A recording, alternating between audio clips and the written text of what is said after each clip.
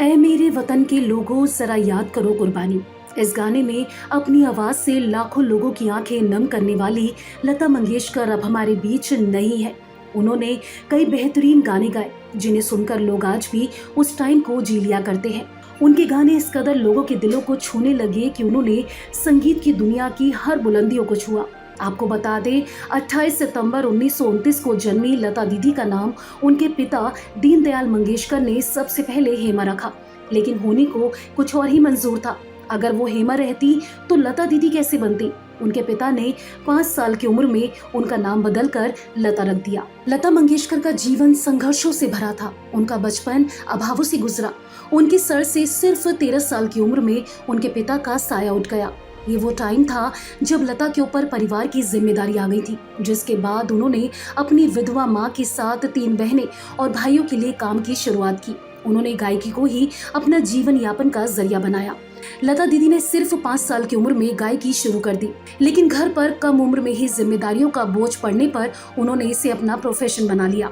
उन्होंने गायकी की शुरुआत मराठी फिल्म में गाना गाकर की थी। उनका पहला गाना मराठी फिल्म किती हसाल का नाचू या गड़े था।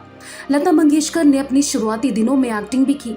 उन्होंने अपने पिता के दोस्त मास्टर विनायक की फिल्म पहली मंगला गौर में एक्टिंग भी की है। इसके बाद लता दीदी को पहला हिंदी गाना गाने का मौका मिला। इस गाने का नाम था माता एक सपूत की। लता दीदी की प्रतिभा को उस वक्त सबसे पहले जाना था संगीतकार मास्टर गुलाम हैदर ने। उन्होंने लता जी की आवाज सुनी और उन्हें इंडस्ट्री में लोगों तक पहुंचाने की कोशिश की। उस वक्त लता जी काफी कमजोर थी। वो दौर था जब लता जी की आर्थिक हालत बेहद खराब थी। मास्टर गुलाम हैदर और लता जी का किस्सा बेहद फेमस है। फिल्म मेकर शशिधर मलिक एक शहीद नाम की फिल्म बना रहे थे, जिसमें गुलाम हैदर संगीत दे रहे थे, लेकिन जब उन्होंने लता की आवाज शशिधर को सुनाई तो उन्होंने आवाज को रिजेक्ट कर दिया, ये बोलकर कि उनकी आवाज बहुत ज्यादा पतली है। उसके बाद मास्टर गुलाम को ये बात बहुत ज्यादा चुभ गई और उन्होंने लता जी को स्टार बनाने की ठान ली।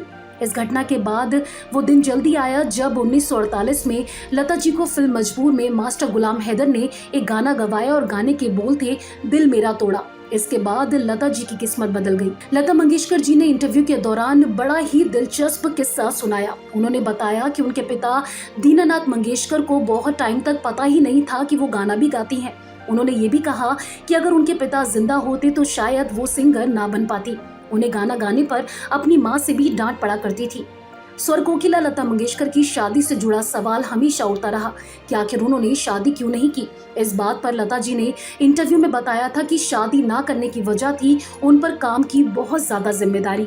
इसके साथ ही उन पर अपनी बहनों को भी सेटल करने का बहुत ज्यादा दबाव था। इसी वजह से वो शादी नहीं कर पाई।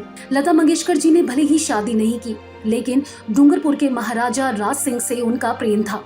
वो बहुत ज्यादा चाहती थी, लेकिन महाराज राज सिंह अपनी फैमिली के दबाव में थे। उनके परिवार का कहना था कि वो बाहर से कोई भी शादी नहीं कर सकते हैं, उन्हें अपने ही राजघराने से किसी लड़की को चुनना होगा, जिसके बाद महाराजा राज सिंह लता मंगेशकर से शादी नहीं कर पाए।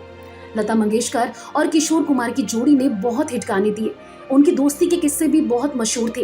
किशोर कुमार की लता मंगेशकर से काफी बनती भी थी, लेकिन इसके बावजूद लता जी ने एक दिन किशोर कुमार के साथ गाने से मना कर दिया। इसके पीछे की कहानी ये थी कि किशोर कुमार जब भी आते थे तो लता जी को खूब जोक सुनाते थे, जिसे सुनकर वो लगातार हंसती रहती और उनकी आवाज गड़बड़ हो जाती। इसी वजह से उन्होंने किशोर कुमार के साथ गाने से मना कर दिया। ऐसा ही एक किस्सा लता मंगेशकर का मोहम्मद रफी के साथ भी था। रिपोर्ट्स की माने तो दोनों के बीच 4 साल तक अनबन थी और बताया जाता है कि गाने की रॉयल्टी को लेकर उन दोनों के बीच अनबन थी। हालांकि 4 साल के बाद दोनों का रिश्ता फिर से ठीक हुआ और दोनों ने एक साथ काम करना शुरू कर दिया।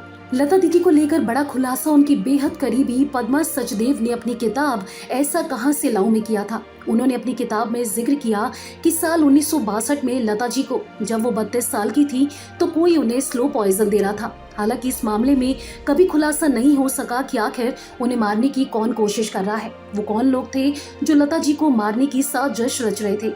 लता दीदी ने जीवन में बहुत नाम कमाया। उन्होंने इंडस्ट्री के लिए बहुत ज्यादा काम भी किया। लता दीदी ने 36 भाषाओं में गाने रिकॉर्ड किए। इसके साथ ही लता जी ने हिंदी भाषा में 1000 से ज्यादा गानों को अपनी आवाज दी। साल 1979 में दादा साहेब फाल्के अवार्ड से सम्मानित किया गया था लता जी को। साल 2001 में लता दीदी को भारत का सर्वोच्च नागरिक सम्मान भारत रत्न भी दिया गया। आज भले ही स्वर कोकिला लता मंगेशकर जी हमारे बीच ना हो, लेकिन उनके गाए गाने आज भी लोगों के जहन में है।